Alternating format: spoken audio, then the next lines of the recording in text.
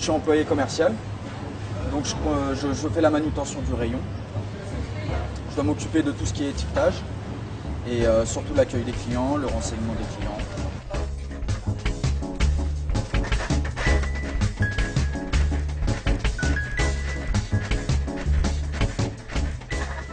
Alors un bon employé commercial, c'est quelqu'un qui est autonome, qui est dynamique, qui est efficace dans tout ce qu'il fait et sait s'adapter aux arrivages chaque matin.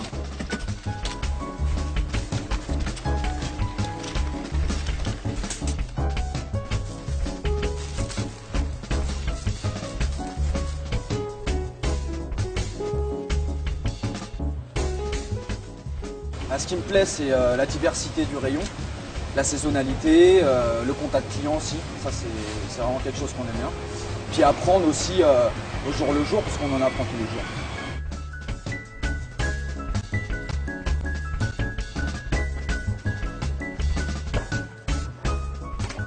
Les contracts, c'est se lever tôt, se lever à 5 h du matin. Maintenant, les avantages, c'est qu'on est libéré assez tôt. Donc aux alentours de midi, on est libéré. Donc c'est assez avantageux.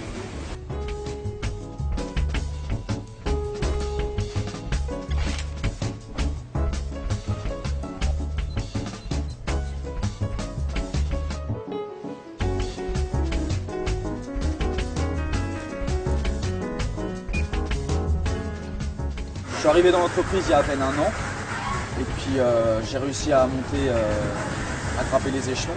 Donc maintenant je suis employé niveau 4, ce qui me permet de faire un peu plus de gestion et voir le métier en profondeur. Donc ce qui m'intéresse aussi, c'est de passer manager du rayon fruits et légumes. Un employé commercial, lorsqu'il rentre dans l'entreprise et à un niveau 2, l'évolution peut arriver très vite en fonction des capacités de chacun. Si la personne prend des initiatives d'elle-même rapidement et si elle arrive à fédérer les équipes. Alors si vous voulez faire une tarte aux pommes, il y a la chantière qui est très bien. Bien la rainette. La Canada, c'est un peu trop acide. Mais moi ce que j'aime avant tout, c'est cette petite excitation d'être prêt avant l'ouverture à 8 h 30.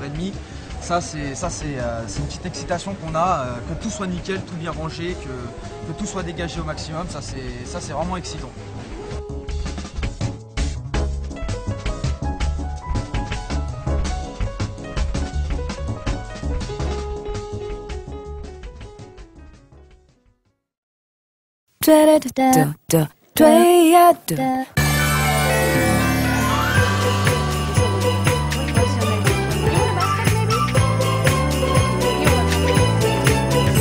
Le sourire fait partie de votre métier ou de votre nature, Anne? Un peu des deux. J'ai toujours été... Vous voulez peut-être un panier? Très bien, je vous en prie. Oui, je disais... Oui, c'est plutôt naturellement, je suis plutôt d'un naturel ouvert et souriant. Bonjour. Mais je sais aussi faire la gueule. On oublie Anne. Tout secteur confondu, alimentation, textile, culture, multimédia, électroménager, etc. On compte plus d'1 million de vendeurs en France pour 25 000 places proposées chaque année dans les boutiques, magasins et grandes surfaces.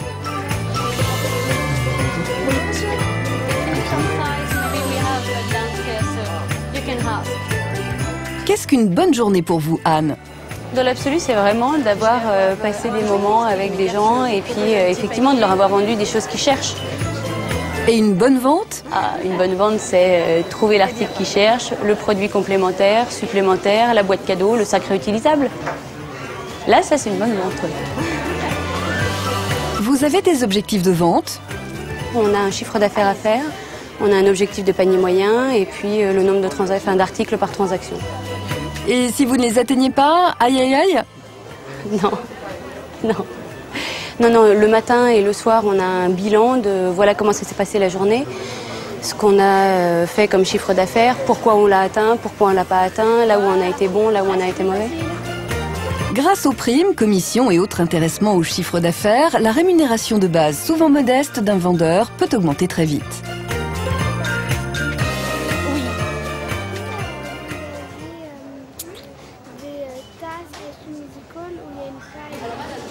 Que faites-vous d'autre, Anne? Un vendeur ici peut être amené à remplir le magasin quand les espaces sont vides.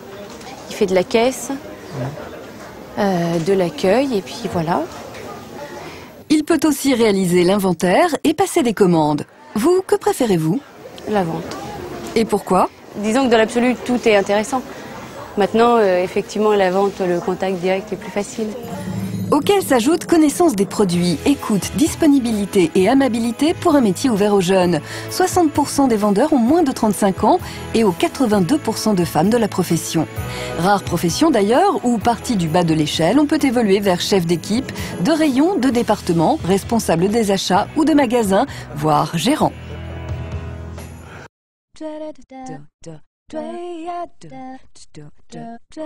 D'abord responsable gestionnaire d'une gamme de produits, le chef de rayon en articles de sport en connaît un rayon quant à l'écoulement et au renouvellement des stocks. Évitant autant les ruptures que les surplus, il assure donc passage et suivi des commandes.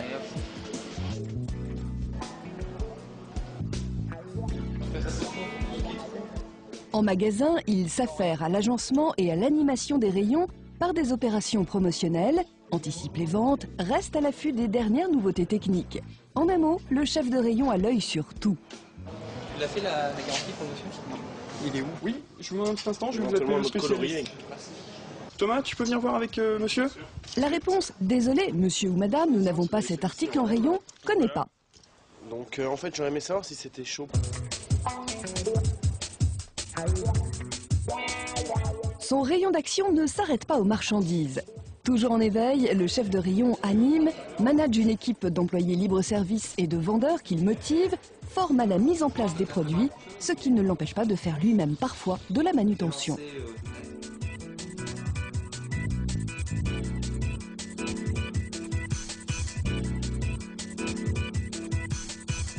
Donc je vous réunis aujourd'hui pour vous parler de l'opération commerciale qui commence dans 15 jours là. Donc il faudrait essayer de créer 2 structures pyramidales et de mettre les chaussures les unes sur les autres avec un bon produit, et je pense que ça va partir comme le petit pain. Ok, Sandrine, tu vois quelque chose? Le point de gestion, on a le taux de quantité, on retrouve toujours la même chose, l'exit de l'eau. Le seul problème, c'est qu'on perd quelques places société, puisqu'on va être 7e cette semaine. Bonjour monsieur, je peux vous renseigner? Bah oui, je suis intéressé là. Dessus, c'est un cadre avec 3 épaisseurs d'acier. Donc là, le chef de rayon ne perd pas non plus de vue que son objectif premier est de vendre. Vendeur né, il l'était souvent avant d'accéder à ce poste. C'est de son rayon que de respecter des objectifs de rentabilité et de réaliser un chiffre d'affaires souvent discuté avec sa direction. Ce qui me gêne beaucoup par rapport à cette réalisation de chiffre, c'est que vous savez qu'il nous manque toujours un vendeur en 35 heures. En tout cas, c'est pour moi le plan d'action cette semaine le plus important. Bref, mais vous le saviez déjà, dans un rayon qui va des aires de stockage à celles des ventes et des zones techniques, le chef de rayon est un sportif à haute résistance physique, alliant sens de l'organisation, goût du management, tact et diplomatie. Arnaud veut aussi un squat de vendeur. Ça c'est important parce qu'il faut absolument que les clients trouvent ça rapidement mis en place. Okay. En permanence sur la brèche, le chef de rayon peut prétendre sans difficulté devenir plus tard responsable de magasin. Je vais peut-être vous proposer ces modèles-ci. Pour vos vacances, il faudra peut-être monter un petit peu la selle pour être plus à l'aise pour pédaler. Oui, d'accord, on va faire ça. Ok, bah écoutez, je l'amène à l'atelier. Merci beaucoup. Je vous en prie. Joseph, vous venez de réussir une vente là. Comment on dirait? Vous vous souvenez de votre première vente? C'était un vélo de ville et j'étais complètement paniqué. Mais le client était content. Oui, tout à fait. Ouais, il est revenu 3 jours après acheter un vélo pour sa femme. Belle réussite. Et pourtant, Joseph, c'est le VTT, son sport passion. Quel est le secret? Le secret d'une vente réussie, je pense que c'est... La vente à tout prix? Non, c'est pas la vente à tout prix. Ça commence par être à l'écoute des besoins du client, en fait. Savoir ce dont il a réellement besoin. On essaye de donner des conseils francs, techniques et surtout pas de langue de bois. De toute façon, quand on vend ce qu'on aime, on le vend forcément bien, je crois. J'ai ce petit haut là qui est sympa. Vous voyez? Caroline, parlons métier.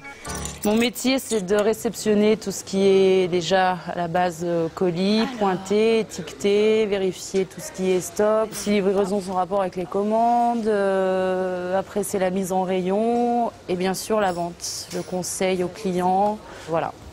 Je suis à la fois à la vente et à l'atelier pour la préparation des vélos et le montage des vélos neufs. Je dois changer de dérailleur là derrière, comment je procède? D'accord, bah déjà pour commencer, il va falloir que tu enlèves la chaîne. Quelle qualité requiert votre métier, Caroline? La patience, premièrement. Et pour vous, Joseph? La patience, je pense. Quelle unanimité! Ouais, je pense beaucoup de patience et peut-être un peu de pédagogie aussi. Il faut avoir le sens de la communication. Le sourire aussi, être disponible, avoir le sens du service, connaître ses produits, se tenir informé sur la mode et les nouveautés technologiques. Ouais. C'est comme ça qu'on fidélise une clientèle. C'est une satisfaction, c'est sympa. Comment ça? Ma plus grande satisfaction, c'est que le client revienne content et qu'il est vraiment accroché ou qu'il ait envie de continuer. Comme votre premier client. Merci Joseph, merci Caroline. Accessible sans expérience, le métier est ouvert aux promotions de chefs d'équipe, de rayons, de départements, de magasins, voire de gérants.